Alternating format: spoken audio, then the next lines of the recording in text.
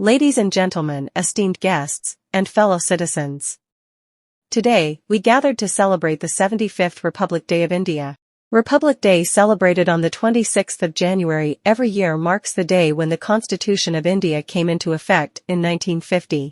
The Constitution of India is not just a book, it is our guide to making India a better place. Our Constitution is a beacon of hope, a symbol of our commitment to justice, liberty, equality, and fraternity. On this day, we witness grand parades, especially in New Delhi. The parade showcases India's defense capability and cultural and social heritage. We must also remember that Republic Day is not just about parades and celebrations. It is a day to remember about our duties as citizens of this great country. The Constitution of India, the longest written constitution of any sovereign country around the world, was drafted by Dr. B.R. Ambedkar and a team of brilliant minds.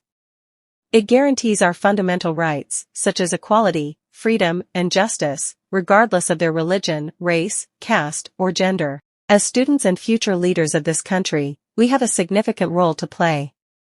As we look to the future, let us aim to build a nation where everyone can live with dignity, freedom, and opportunity.